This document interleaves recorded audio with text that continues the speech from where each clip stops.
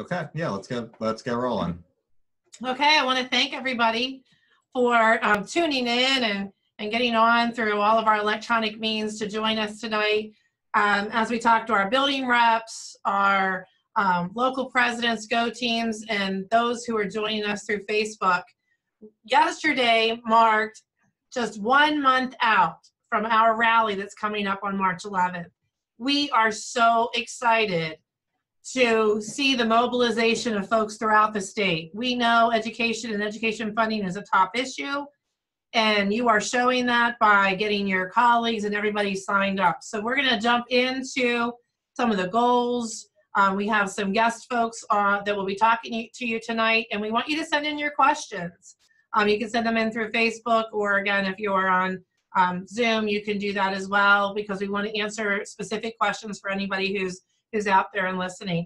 So I'm going to turn it over to Adam Mendelson, who's in charge of our public relations here at MSEA, and he's going to talk to us about the goals that we're trying to reach through this movement that we're creating here in Maryland and joining with educators across this country.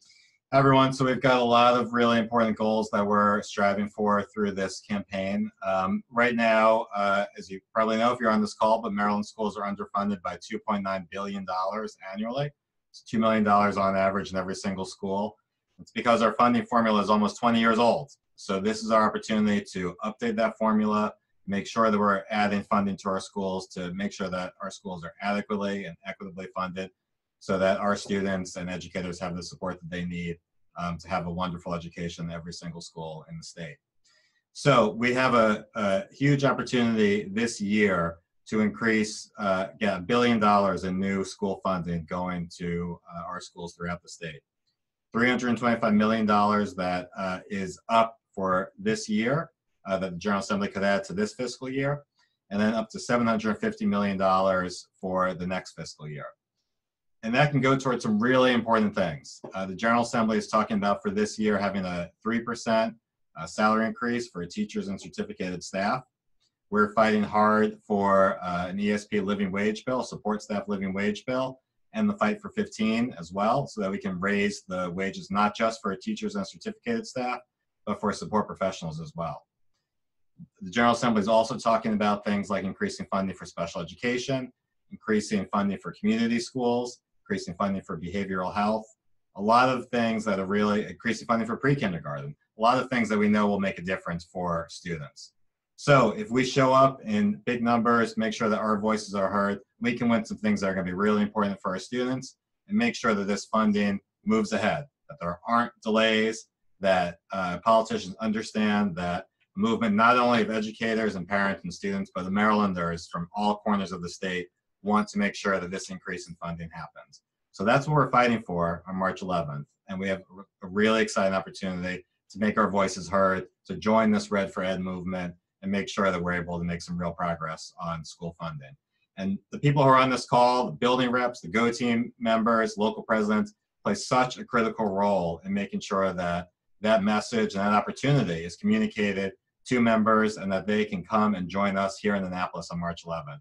So Cheryl, as a former local president, as a former building rep, is going to talk about some things that reps and those of you who are in buildings every day can do to spread the word and share this opportunity with fellow educators. Cheryl? Thanks, Adam. So Adam went over the goals and the numbers, and if you're in Maryland, you know that we only have a 90-day General Assembly time. So it's important that we take action, and then we're going to sustain that action.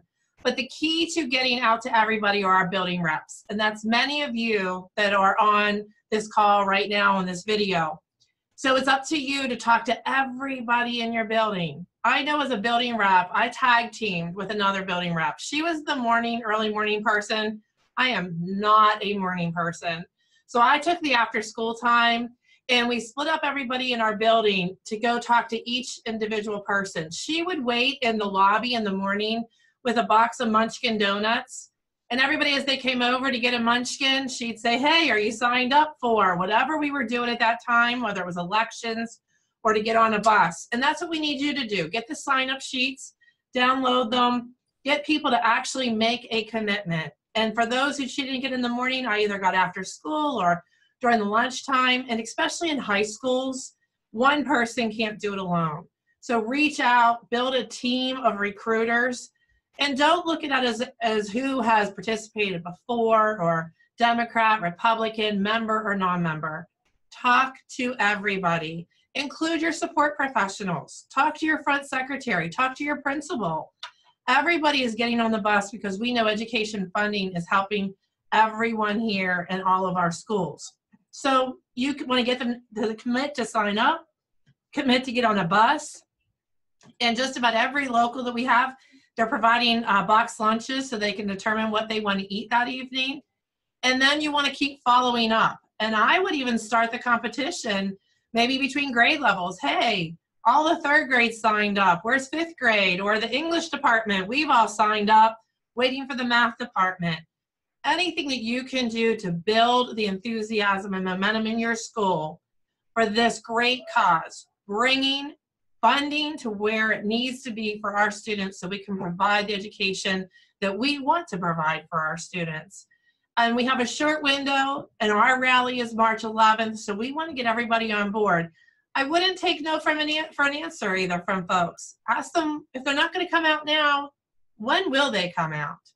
And then reach out past your school too. Many of you are involved in civic organizations, churches, sororities, and fraternities. Reach everybody and get on the bus. I want to ask you, maybe some of you have been doing this work already. So we're going to do a quick poll. So you can respond.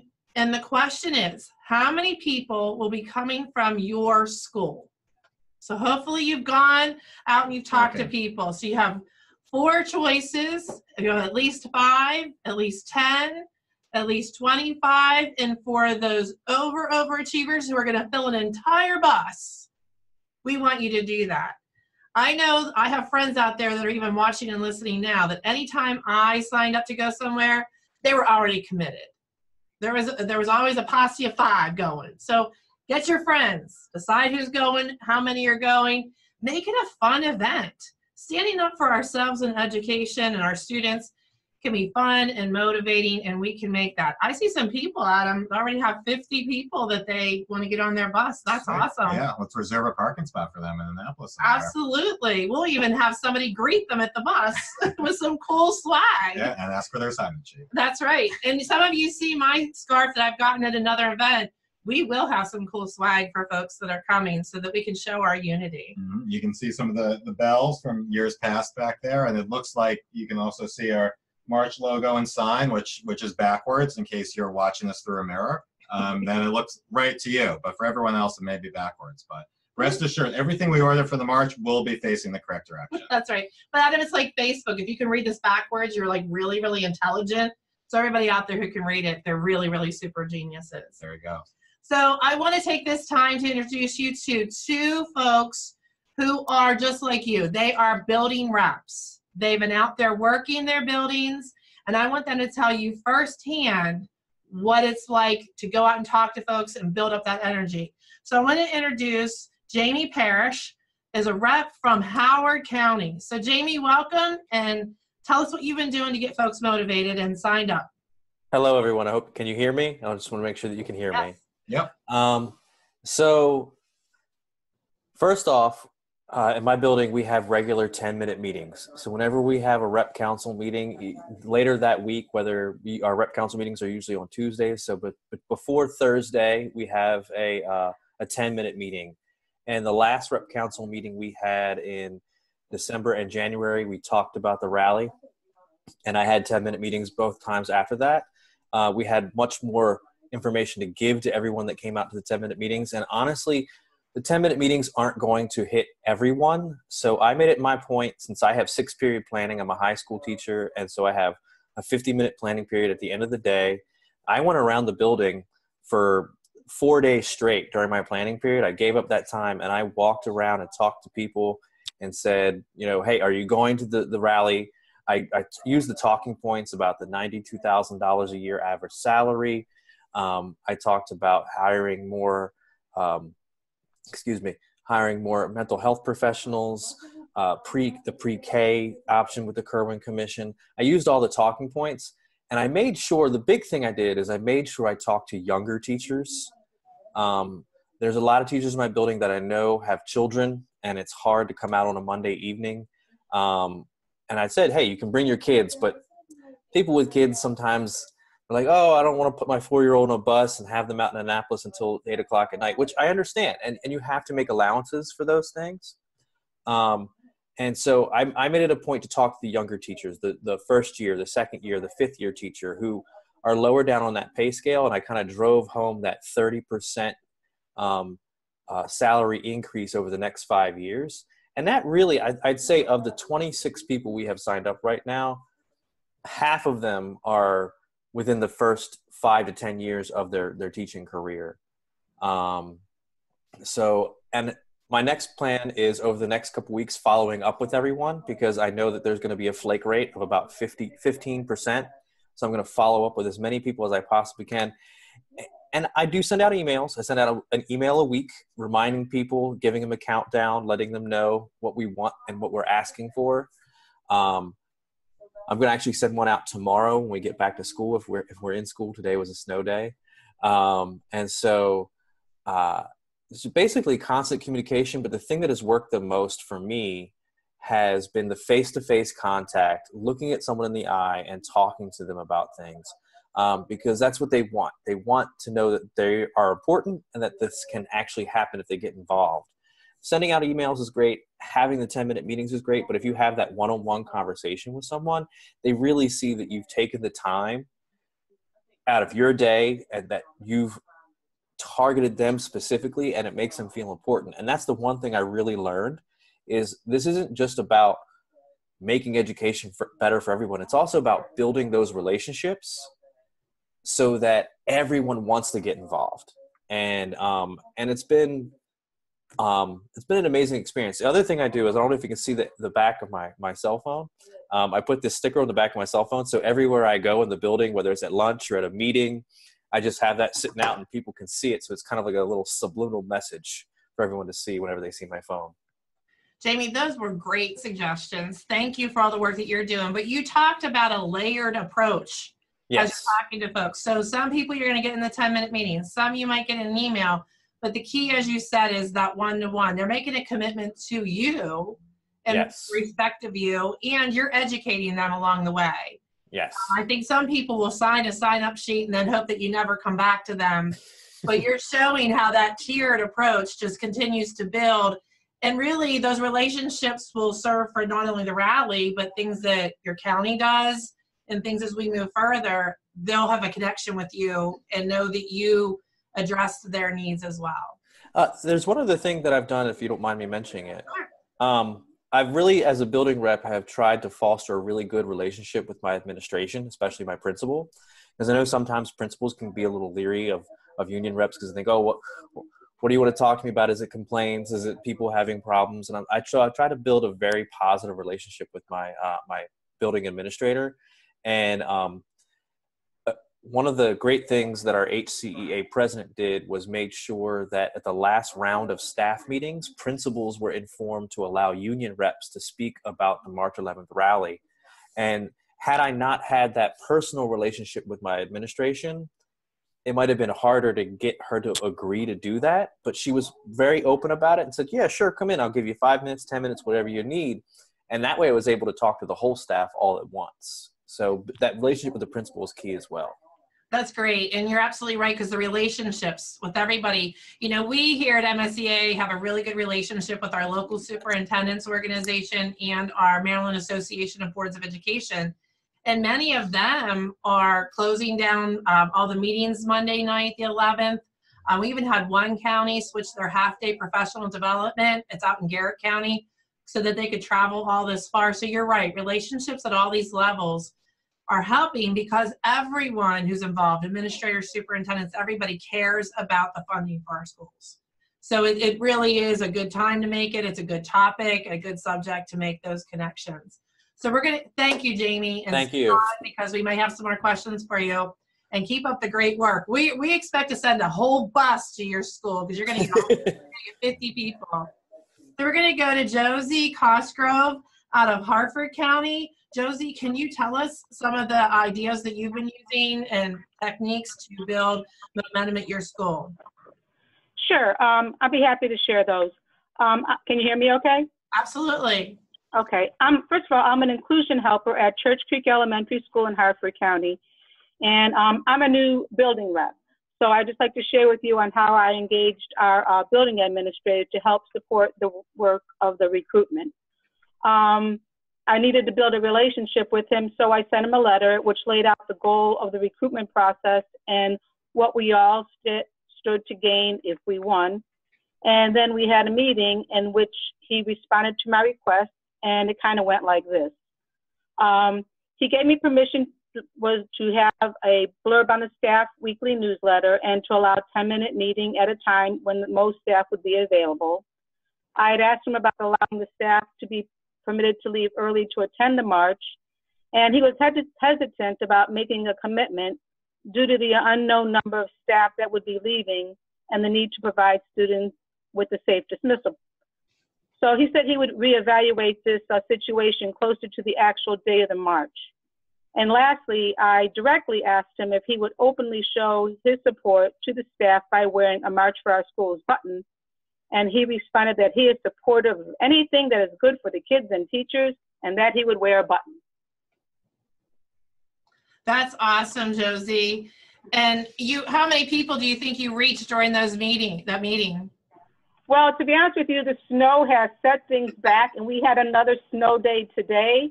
So my meeting with him was postponed, which set back everything. So I'm hoping to I got flyers out, okay, and I'm talking to people, okay, but I haven't gotten the group of people. The 10-minute meeting is supposed to be this Wednesday. So fingers crossed. It snowed today. We have a 2-hour delay tomorrow. We'll see what happens. Well, Josie, we'll keep our fingers crossed that we don't have any early dismissals or any delays on Wednesday.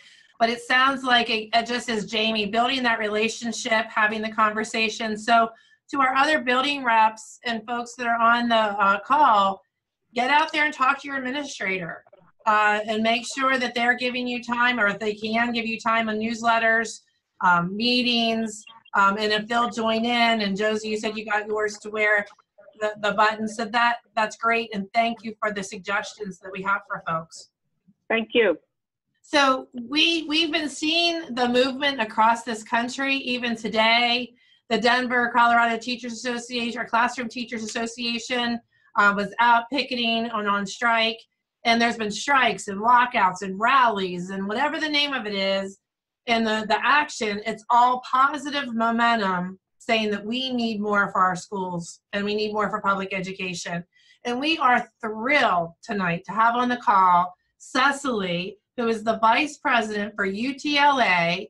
They recently went on strike and they were successful, but I'm going to let Cecily tell you all about it because she's enthusiastic and she's excited. So Cecily, thanks for joining us. Thank you for having me, and to all the folks that are in their pajamas. I am, I'm right there with you. So yes, we went on strike 3 weeks ago, and yes, we did win. I do want to talk about this movement. People are saying is it a moment? Is it a movement? Well, it's a movement, and we as educators are a part of this movement. To me, I think it's an incredible feeling to take risk on behalf of our communities, our students, our parents, and ourselves. It's time for us to start using our outside voices to challenge the corporate neoliberal agenda with those billionaires like, Betsy DeVos, Eli Broad, Bloomberg, Reed Hastings, the Koch brothers, and many others. And basically what they're doing, and I'm glad that I got to hear all of what's at stake for you in Maryland. This is happening all across the nation and internationally as well. Basically, what they're doing is stating that our public school system is broke on purpose. So they say they have zero money. Then that allows them, with the disinvestment, that allows them to starve our schools. They create a crisis and then ultimately blame the educators. So it's our job to rewrite the narrative of public education This is a righteous fight. And if we want the schools our students deserve, we're actually going to have to stand up and speak out on these issues. Education is political. There's never been a time where we can just close our door and not get into the politics. Every single thing, whether it be testing, whether it be class size, all of that is political. There's money out there, and that money should be coming into our classrooms, and we have to own that work.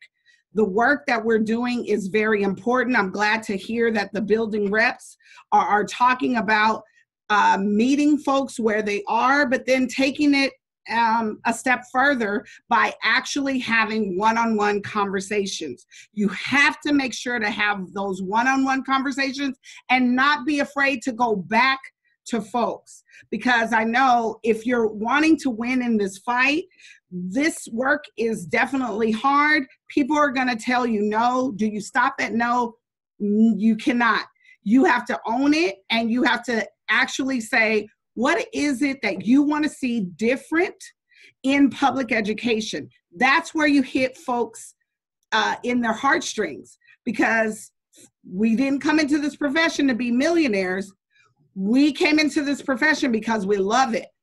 And so there is something that drives every single one of those members. That's what you tap into.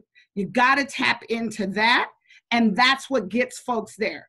Whether it be the 10-minute meeting, the one-on-one conversation. Some people are okay with emails. Here in LA, we've got to talk to folks, because when you talk to folks and then you show up, like Cheryl said, at the desk, having the donuts, are you coming on the bus with us? Will we see you in Annapolis?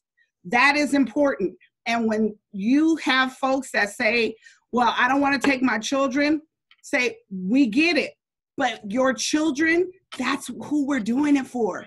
We're doing it for your children. You're doing it for my children. This is a struggle that we have to link our arms and our whole bodies around.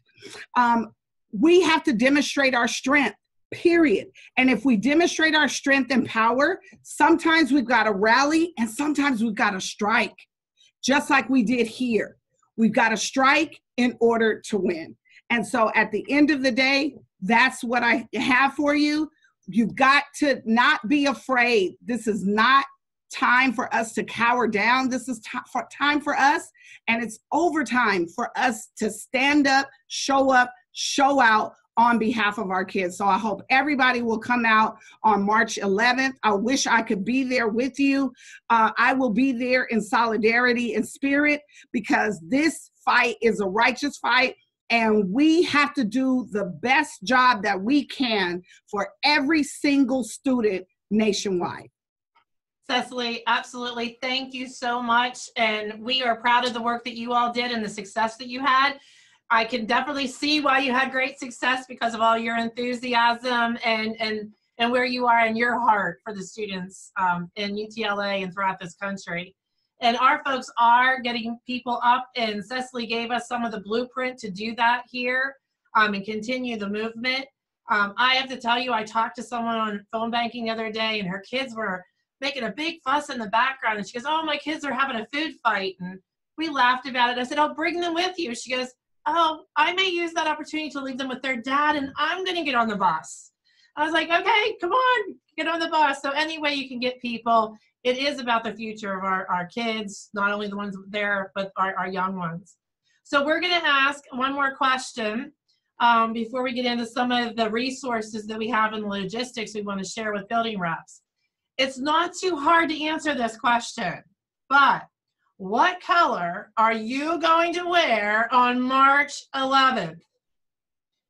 There's some hints. There's some big hints around. Cheryl might be wearing it. I might be wearing it. Cecily was wearing it. There might be a sign in the back. Right. Even the bell in the back. See if you can get it. Wow. People are doing well so far. We have some really intuitive people out there, Adam. So, and some people who I think are art teachers. Yeah, they're finding a different creative way to name this color. A little outside the box. Not a lot of raspberry fans so far. So, but yes, if you sent in that we are wearing red, we are wearing our red for ed as we join this movement, as we said, that is across this country, because we know our kids can't wait.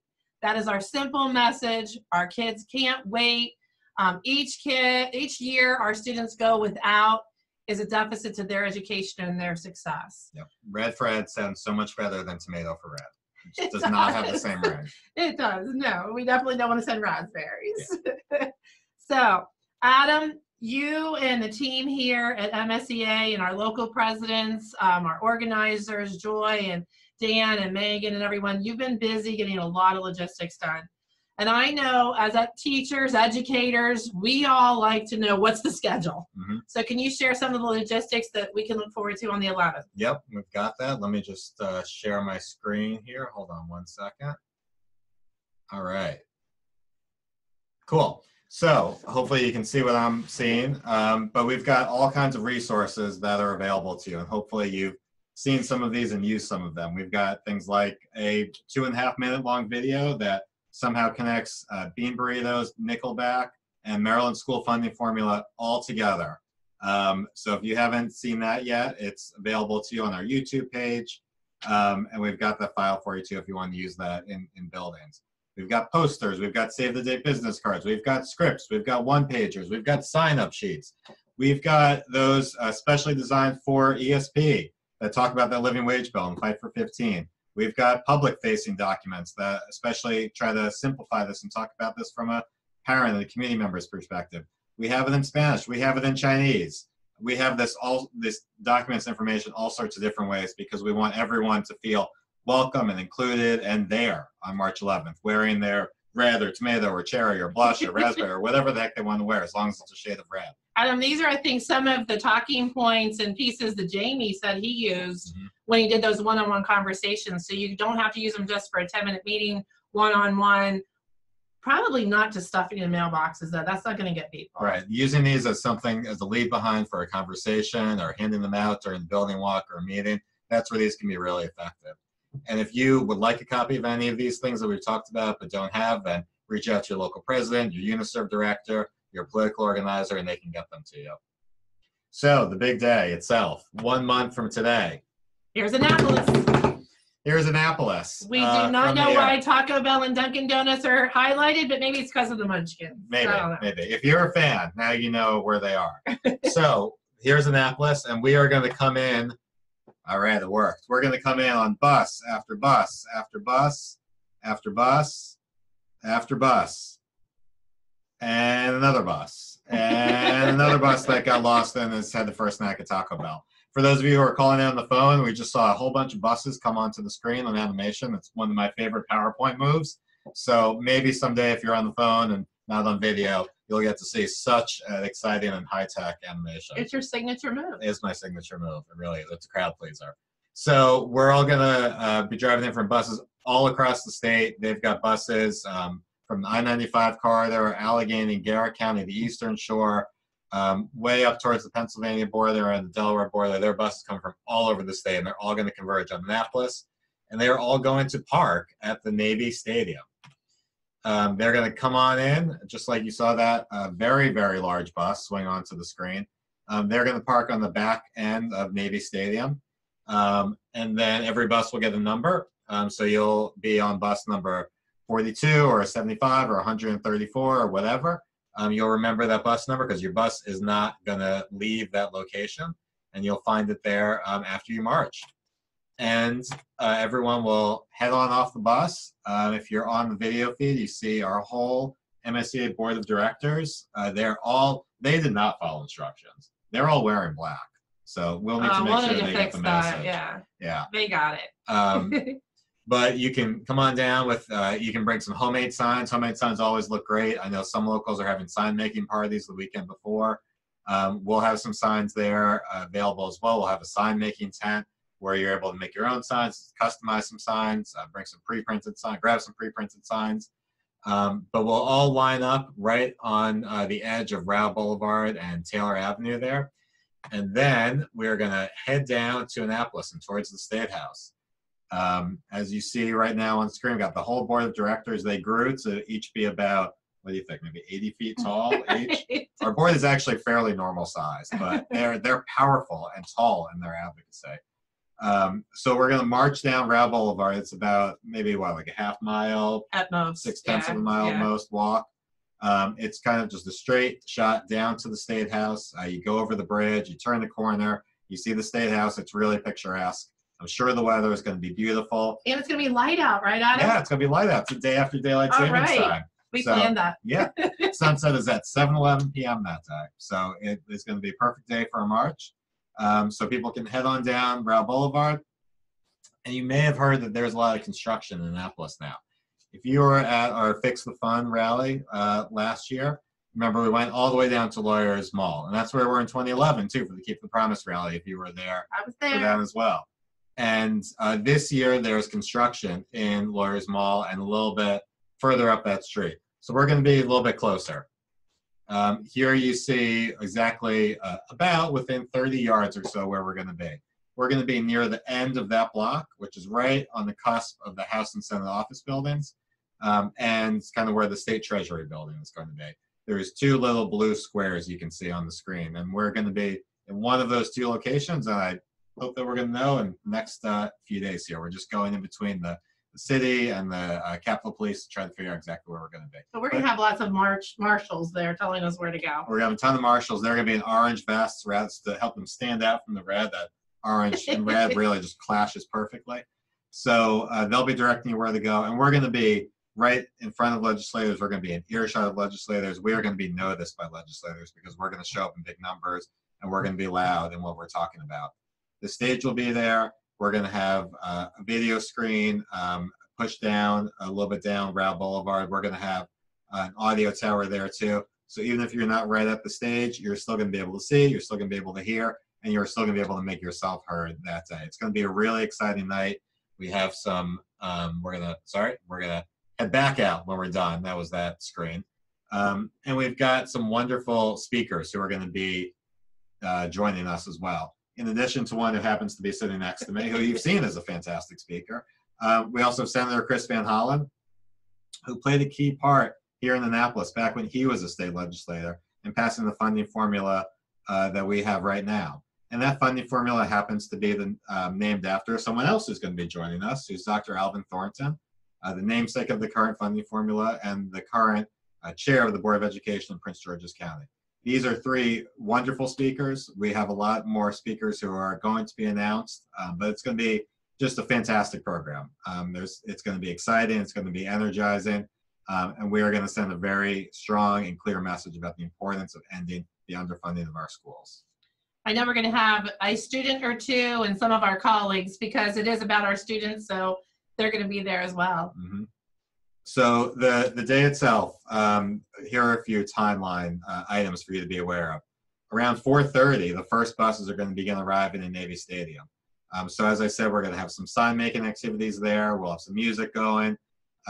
We'll be welcoming people in the stadium early in the afternoon. The march itself is going to begin around 6 p.m.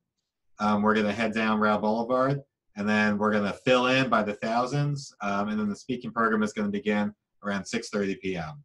It's going to go until about 7:15, right around dusk. And once the sun goes down, then we're gonna head out of town. We'll turn back around. We'll head back to Navy Stadium, get back on the bus, and have a good ride home where we can feel good about being loud, making our voices heard that evening. And all of these times are approximate. We're going to try to stick to them as best as we possibly can. But as you know or can imagine, we're moving thousands and thousands of people through a relatively small town like Annapolis. We want to go with the flow, make sure that everyone can be a part of the event, enjoy the event, and make sure they can participate in the event. So we'll ask for a little bit of grace to make sure that we can be fluid in our timing. But this is a general run of show for the evening for you. You know, Adam, we can talk about the best laid plans, but I remember taking part in the Women's March in Washington, D.C., and we were all ready to march. And we couldn't march because it was so crowded. There was no place for us to go and march. I'm really hoping that happens in Annapolis on March 11th, that we have a sea of red of educators and parents and community activists that we fill this city, we shut down the roads, and we really make education a top priority, not only that day, but as they continue the rest of the session into April. It really is a movement. It's not a one and done, but we need to make a statement. Yep, absolutely. And we have thousands of people, thousands of educators who already signed up to come. We've got hundreds and hundreds of community members who said that this fight is our fight too, and we're going to be there. We're going to join you in Annapolis. But it's this last month that really can make the difference. We've seen in the rallies we've done in the past that it's the last month where people have heard about it. They know that, as we were talking about before, they've got the math department coming and the English department coming, and it feels like it's the culture of the building to get out there and join us. So we want to make sure that everyone feels the excitement and that everyone is asked, because you can't come if you're not asked. That's right. I remember as an early teacher, I came to the These Cuts Won't Heal rally, and that has stuck with me, and my activism, I think, has stayed on. So this is really a way to get people fired up and ready to go and to fight for something good. Instead of trying to defend things all the time, we're really taking an action to move forward and fight for something when we take part in this rally. Adam, anything else, the logistics that we can think of? No, I think you've heard lots of good ideas tonight for how to spread the word in your building. We've shared some resources that are available. If you're on this call and you haven't signed up yet, make sure that you do. Go to marchforourschools.com, sign up, share that address with friends and colleagues, and make sure that you share it as part of the conversation to get them to join you in Annapolis here on March 11th. So as we wrap up this call, because I know we're going to have other opportunities before March 11th to reach out to folks. But again, the key to building our turnout and building the momentum are our building reps. And I want to thank you, Jamie and Josie, for being on the call and giving us such great ideas. Jamie, I think you hit it right. It's the relationship building that we're going to build with each of our colleagues, the administrators in the building.